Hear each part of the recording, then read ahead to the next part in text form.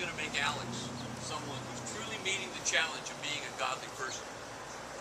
Husbands, love your wives, just as Christ also loved the church and gave himself for her, that he might sanctify and cleanse her with the washing of the water by the word, that he might present her to himself a glorious church, not having spot or wrinkle or any such thing, but that she should be holy and without blemish. Now, listen, and hear with me.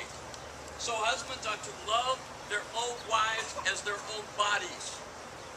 He who loves his wife loves himself. That's nothing casual, is it? What a great challenge for Alex to be here to say that's the way I want to be. That's the kind of husband I want to be. And to be willing to sort of meet the principles that are involved in even knowing the challenge that it is. There's a passage that speaks to Carrie as a woman in 1 Peter chapter 3. Wives, likewise, be submissive to your own husbands, that even if some do not obey the word, they without a word may be won by the conduct of the wives. When they observe your chaste conduct accompanied by fear, do not let your adornment be merely outward, arranging the hair and wearing gold or putting on fine apparel. Rather, let it be the hidden person of the heart, with the incorruptible beauty of a gentle and quiet spirit, which is very precious in the sight of God. Now, in this relationship, these two people learn what it means to submit or yield to one another. It's brought upon them, both in the case of Alex and Carrie. That's what makes relationships work. To have the wisdom and the courage to give in patiently, and to realize that that's the way you draw closer.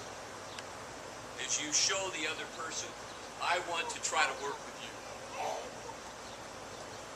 But as you hear the description of who Alex is to be willing to give himself to love Carrie to the point of death, what woman wouldn't want to give herself to a man who is committed to her in that way? Sometimes we just make light of these things when we fail to see the power of what is really meant. So with that involved, I'm going to present to Alex his vows. That's true. That could have blown the whole thing right there. You go. What he's going to do now is he's going to turn around and face you, and he is going to do the best he can to project his voice so you'll all hear what he says. Colton is in the back to let him know if he's not speaking loudly enough.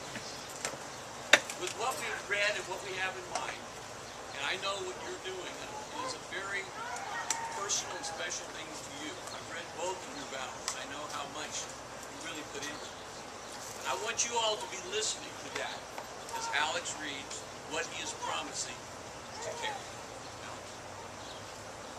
Carrie, only twice in my life have I been lost in both of those things in the past year. God has been a constant in our relationship, and the bond that was created in us. The other person, your strength and your resolve in Christ has been here. Over the past year, I realized that the total support was not something and that it's for her.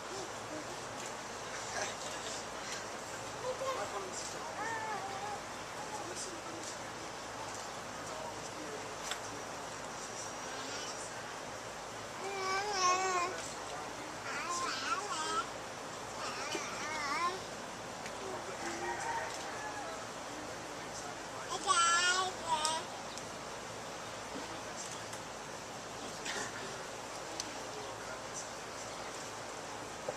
and you're ready to make sacrifices.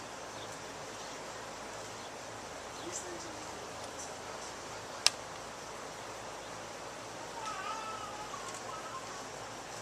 How special is it for us all to be able to hear Alex's heart?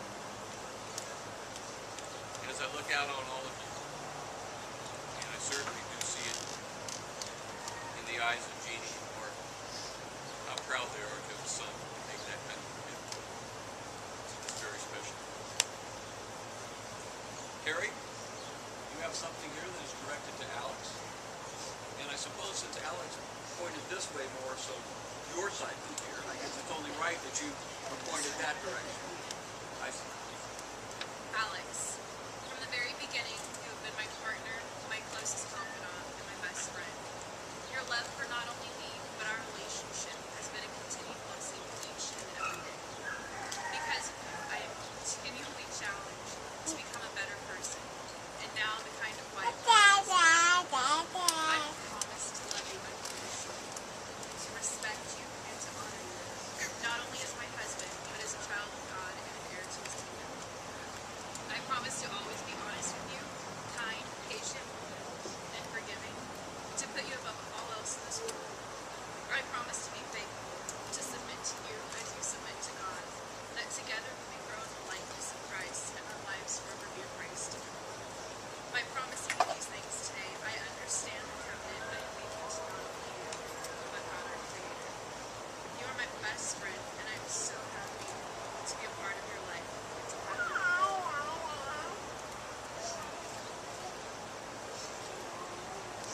This time, as we all have in our minds the degree of commitment that they have to one another, let's have a little prayer before God. God, you do amazing things to us through your word, how you push us and prod us and hug us, knowing your love.